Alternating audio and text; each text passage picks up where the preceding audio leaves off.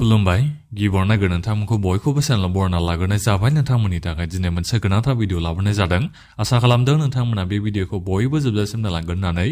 जोंहा आसामनि एमएलए इलेक्शननि केम्पेनिं खालामनाया मैया जोबनानै थांबाय। जोंहा भट होनाया गाबोन जानो थांगासिनो दङ। दा बेनिखायनो आं नोंथांमोननिसिम बे भिडिअनि गेजेरजों जेनेबा नोंथांमोना सोरनो भट होनो नांगौ दा बिनि बागैसो आङो माखासे बाथ्रा बुंहरनो सानदों। जोंनि नैबे बिटिसिआवथ' जेब्लाबो दावराव जाखाबाय थायो। नोंथांमोनाथ' मिथिखागौ इलेक्शननि समाव बुख्रुबलायनाय मानाय बेथ' सिगांनिफ्रायनो जाबाय थानाय जों बेखौ नुबाय थाखादोंआनो। आरो बेल' नङा जोंनि नैबे बिटिसिआवल' बेबादिया जायो बेथ' नङा। जोंनि आसामनि गुबुन गुबुन जायगायावबो बेबादियानो जायो। आरो आसामावल' नङा जोंहा वेस्ट बेंगलावबो इलेक्शन जादों, तामिलनाडुआवबो। दा बेनिखायनो गुबुन गुबुन स्टेटआवबो बेबादि एफा एनै दाङाबाजि जानायखौ जोङो नुखाबायानो थायो। दा जेखायनो जायामानो अब्लाबो बेबादिया जानो नाङा आंथ' बेखौ आंनिफ्राय सानो।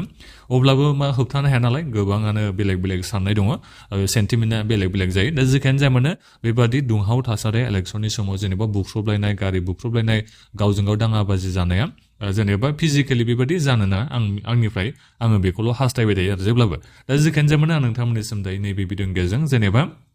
बबे दोलोनो नोंथांमोना भट होनो नांगौ आं बिनि बागैनो माखासे बाथ्रा बुंहरनो सानदों। दा बिनिफ्राय आंनो नोंथांमोननिसिम मोनसे खावलायबो थाग्रोबाय गिबियावनो गासिबो नोंथांमोना चेनेलखौ साबस्क्राइब खालामना लाग्रोलायनानै जाहाथे नोंथांमोना बेबादिनो भिडिअखौ नैबे चेनेलनि गेजेरजों मोननो हायो। दा जोंहा भट होनायाथ' गाबोन जानो थांगासिनो दङ। दा बिनिफ्राय नोंथांमोना मिथिना मोनजोब्बाय दिनैसिमाव जे बबे बबे दोला नोंथांमोननिसिम मा रादाय होदों। जेरै बिजेपिनि नोंथांमोना रादाय होनायखौ नुबाय, बिजेपि दोलोनि इलेक्शननि मेनिफेस्ट'खौ नोंथांमोना नुबाय, आरो बिनिफ्राय नोंथांमोना कंग्रेस दोलोनि इलेक्शननि मेनिफेस्ट'खौबो नोंथांमोना नुबाय जानांगौ। बिथांमोना नोंथांमोननिसिम मा रादाय होदों जुदि बिथांमोना सखाखौ खालामनो हायोबा। दा बिनिफ्राय इउपिपिएल दोलोनिखौबो नोंथांमोना नुबाय जानांगौ निसय। दा थिग बेबादिनो नोंथांमोना बिपिएफ दोलोनिखौबो नोंथांमोना इलेक्शननि मेनिफेस्ट' होनायखौ नोंथांमोना नुबाय जानांगौ। नोंथांमोननिसिम बिथांमोना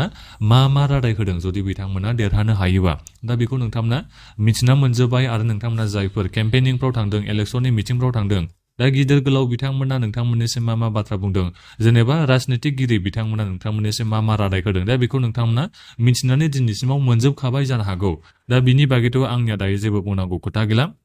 नाथायबा नोंथांमोना सोरनो भट होनांगौ दा बिनि बागैसो आं माखासे बाथ्रा बुंहरनो सानबाय। जेनेबा नोंथांमोनाथ' 10 बोसोराव नुबाय, थांनाय 10 बोसोराव नोंथांमोना बिजेपि दोलोनि सरकार खालामनायखौ नुबाय जोंनि नैबे आसामाव। दा बे 10 बोसोराव नोंथाङा बेक्तिगतयै मा मोननो हागोन, जेनेबा नोंथाङा मा मोननो हागौ, गुबुना मा मोनदों बेनि जेबो खोथा गैया। नाथायबा बे 10 बोसोराव थांनाय 10 बोसोराव बिजेपि दोलोनि दैदेननाय आसामनि सरकार नोंथांमोननिसिम मा मुलाम्फा होखो, बेक्तिगत भाबै नोंथाङा मा मोननो हागौ, दा बेखौ नोंथांमोना बयबो साननानै नायनो नांगोन। जेनेबा मा मोननो हागोन नोंथाङा, जेनेबा भटखौ बेसेन गोसा नोंथाङा गावनि भटखौथ' होबाय नोंथांमोना। दा बेनिखायनो बे थांनाय 10 बोसोराव नोंथांमोना नैबे बिजेपि दोलोनि दैदेननाय सरकारनिफ्राय मा मुलाम्फा मोननो हाखो नोंथाङा गावो बेखौ नोंथांमोना सानना नायबानो जाबाय। दा बिनिफ्राय बिनि सिगाङाव जेनेबा 2016आवसो माबाया बिजेपि दोला आसामाव सरकाराव फैदोंमोन बिथांमोना। दा बिनि सिगाङाव नोंथांमोना मिथिखागौ कंग्रेस दोलोनि सरकार दंमोन आसामाव। दा बे सिगांनिखौबो नोंथांमोना साननो नांगोन बै समावबो नोंथांमोना मा मुलाम्फा मोनदोंमोन। जेनेबा कंग्रेस दोलोनि दैदेननाय आसामनि सरकारनि समाव नोंथांमोना माबादि मुलाम्फा मोननो हादोंमोन बै सरकारनिफ्राय। दा बिनिफ्राय कंग्रेस दोला नोंथांमोननिसिम आरो मा रादाय होबावदों जुदि बिथांमोना इलेक्शनाव देरहानानै सख'खौ खालामफिननो हायोबा। दा बेखौबो नोंथांमोना बयबो मिथिना मोनजोब्बाय, गावबागावनो नोंथांमोना हमदांना मोनजोब्बाय। दा थिग बेबादिनो जोंनि नैबे बिटिसिआवबो आं बाखिखिनि जोंहा गोबां दोलोफोर दङ, अब्लाबो माखासे मेन पार्टिनिखौल' आं बाथ्राखौ नोंथांमोननिसिम दायो बेहाय बुंहरनोसै। जेरै जोंनि नैबे बिटिसिआवबो नोंथांमोना नुबाय थांनाय 5 बोसोराव इउपिपिएल दोलोनि दैदेननाय, बिनिफ्राय बिथांमोना एनडिएआव दंमोन, बिजेपि दोलाबो दंफायोमोन जोंनि नैबे बिटिसिआव। नोंथांमोना मिथिखागौ नैबे इउपिपिएल बिजेपि बिथांमोना थांनाय 5 बोसोर बिटिसिखौ बिथांमोना सालायलांबाय। बिनिफ्राय थांनाय बिटिसि इलेक्शनाव हाग्रामा महिलारि बिथाङा एबा बिपिएफ दोलोनि दैदेननाय सरकारा जोंनि नैबे बिटिसिआव फैफिनबाय। दा बेखौ नोंथांमोना बयबो मिथिखागौ। दा बिनिखायनो थांनाय 5 बोसोराव प्रमद बर' दैदेननाय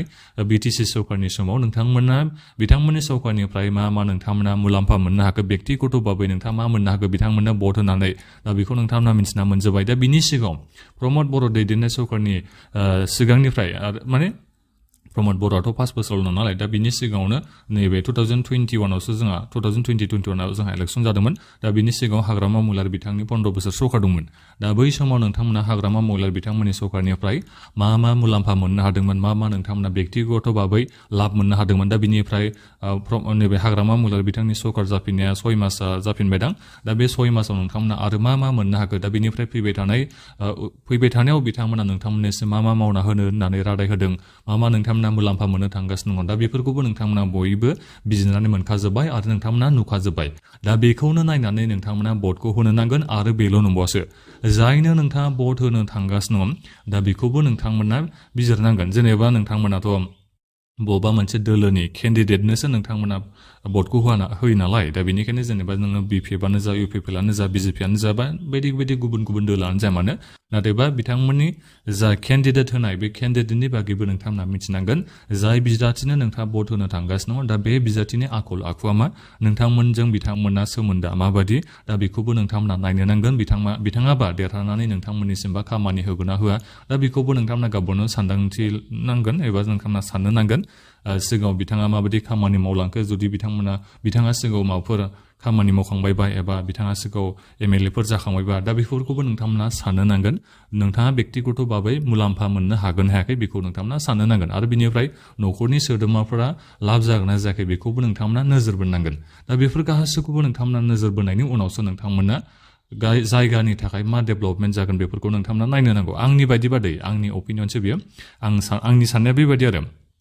जेनेबा भटखौथ' नों आंहासो होयो नालाय दा बेनिखायनो गिबियावनो नों आंहा मुलाम्फा मोनग्रोनांगोन बिनि उनावसो समाज बिनिफ्रायसो गुबुन बेबायदि जालांबाय थागोन दा बेनिखायनो भट होनायनि सिगां नोंथांमोना बेखौबो साननांगौ आंनि बादिबा आरो आं जा सानदों आं बेखौनो नोंथांमोननिसिम खोन्थाहरदों दा बेनिखायनो नोंथांमोना जोंनि नैबे माबायाव बिटिसिआवथ' जोंहा 15था एमएलएनो जोंहा सिट दं नालाय दा बे 15था एमएलएनि सिटआव बबे दोलोनि सोर बिजाथिया बबे समस्थिनिफ्राय गेलेनो थांगासिनो दं नोंथांमोना जायफोर भट होगिरिफोर बै समस्थिनि दा बे समस्थिनि बिजाथिनि बागै नोंथांमोना गासिबो मोजाङै बिजिरनानै नायखांखाबाय जानो हागौ दा बिनिफ्राय बिथांमोना देरहानानै फैबाय थानाय 5 बोसोराव खामानि नोंथांमोननिसिम मावनानै होगोन ना होआ माबादि नोंथांमोना नुहुरदों बेखौबो नोंथांमोना बिजिरनानै निस्सय नायबाय जानो हागौ नाथायबा आं नोंथांमोननिसिम बेखौनो बुङो आरो जेनेबा पार्टिखौ नायनानै नोंथांमोना भट होनो नाङा भट होनो नांगौ अब्लाबो माने सिगाङाव नैबेखौ नायग्रोनांगौ जेनेबा बिजाथिया माबादि बेखौ गिबियावनो बिजिरखांनायनि उनावसो पार्टिखौ नोंथांमोना सेकेन्डआव नोजोर होयोबा आंनिबा मोजां जायो आरो दा बेखौ आं नोंथांमोननिसिम बे भिडिअनि गेजेरजों बुंहरो दा बेनिखायनो नोंथांमोना गाबोन भट होनो थाङोबा इनफर्म नोंथांमोना मोनसे डिसिसनखौ लाबानो जाबाय सोर बिजाथिखौ नोंथांमोना मोजां मोनदों दोलोजों जेबो खोथाखौनो लानो नाङा आंथ' बेबादिसो सानबावो जुदि बिजाथिया मोजांबा जुदि बिजाथिया नोंथांमोननिसिम खामानि मावगोन बादिबा आखल आखुफ्रा मोजांबा मानसिया मोजां आखुनिबा नोंथांमोना माने रायजोफोरजों मोजां बिथाङा सोमोन्दो लाखियोबा रायजोफोरखौ लानानै बिथाङा खामानि मावोबा दा बिथांमोननो बेबादि माने बिजाथिनो नोंथांमोना भट होनाया मोजां जायो आंनि बादिबा आरो आंनि बे साननाय जेनेबा सोरबा ओरैबायदि थायोना जेनेबा इलेक्सननि समावथ' नोंथांमोननिसिम गोबां रादाय होसिगोन जे बेबादि आं नोंथांमोननिसिम मावनो होगोन बायदि दालां लामा स्कुल बायदिसिना लुफुंनो हागोन बाउन्डारि वाल बायदि होननानै नोंथांमोननिसिम रादाय होयो नाथायबा इलेक्सनाव बिथांमोना देरहाखांनायनि उनाव बिथांनि खाथिसिम थांबानो माबा होननानै बखिनानै सोरबा रायहरनाय बेबादि हुदाबो थायो दै बेखौबो नोंथांमोना मिथिखाबाय जानांगौ जायफोर नोंथांमोना एक्सपिरियेन्स खालामखांनाय सोरबाफोर सिगाङाव मोन्दांथि मोनखांखाबायबा बेफोरनि बागै नोंथांमोना बेखौ मिथिना मोनखागोन दा बेनिखायनो बेखौबो नोंथांमोना साननो नांगोन मानो होनोबा सोरबा देरहाखांनायनि उनाव ओरैबायदि पाब्लिकफोरखौ माने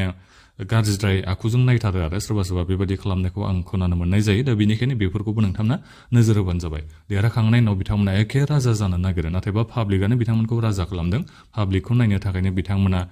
देरहाना थांदों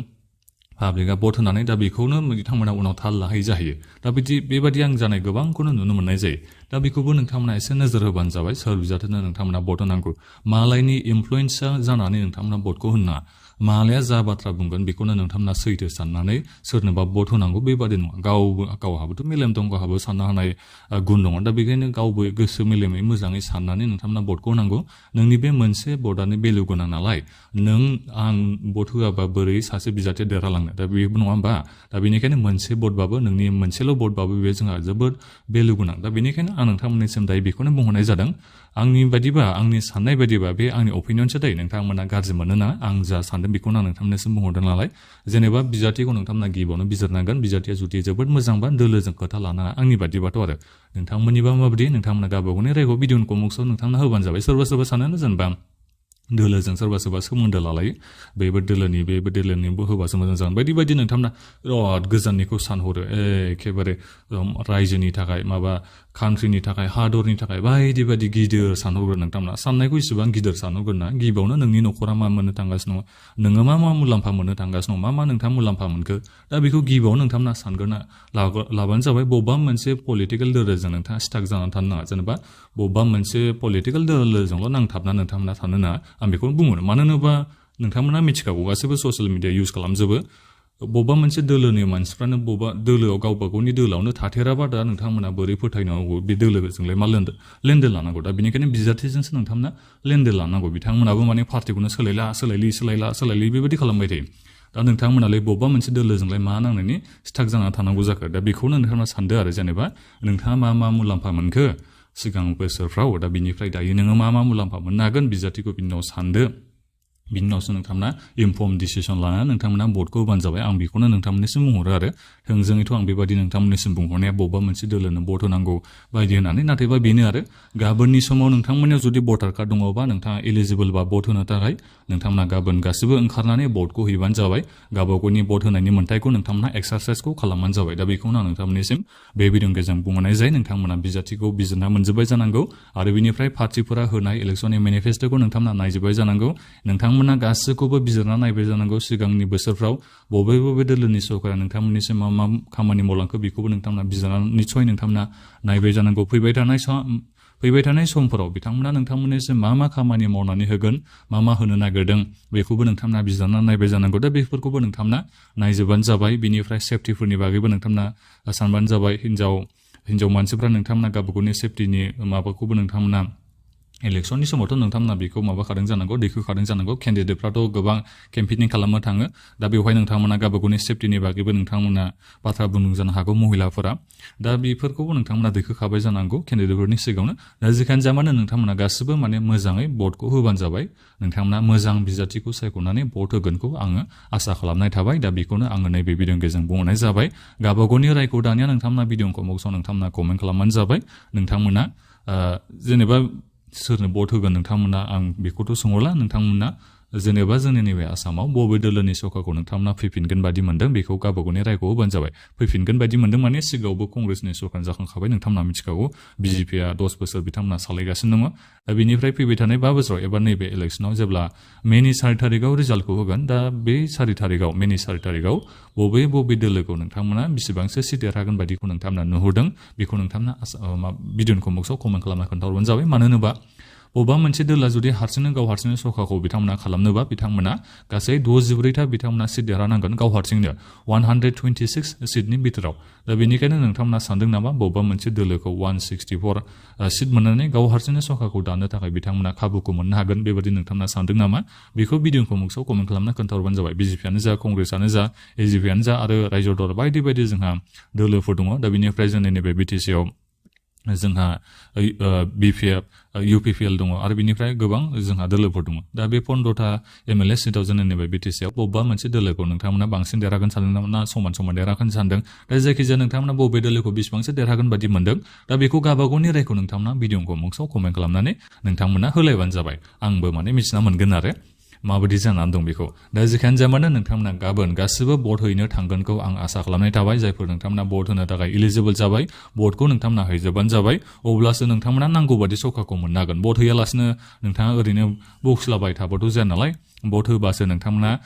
जायनि सरकारखौ मोननो लुबैदों जायखौ नोंथाङा देरहाजानो लुबैदों बे देरहानो हागोन नों भटखौनो हैयाबा नोङो बिनि एगेन्स्टआव बखिनो हानायबो नोंथां मोन्थाय गैया नोङो बिनि एगेन्स्टआव माबा मोनसे सोंखारिनो माबा मोनसे बिनो थाखायबो नोंथांनियाव जेबो मोन्थाय गैया जुदि नोङो भटखौनो हैयाबा नोङो सोरनो भट हैगोन बेखौथ' रावबो मिथिखाया दा बेनिखायनो नोङो अब्लाबो भट हैयाबा एसे बोरैबा जायो आरो भटखौ नोंथांना हैबानो जाबाय अब्लानोथ' नोंनियाव मोन्थाया थाबाय आंबो नोंनो भट होदोंमोन मानो बेबायदि जानो मोनखो होननानै डाइरेक्ट थांखिनानै नोंथांमोनावबो बुंनो हानाय राइटआ फैयो आरो दा बेखौ आं नोंथांमोननिसिम बे भिडिअनि गेजेरजों बुंहरनाय जाबाय दा बेखिनियानोमोन गोजोन्थों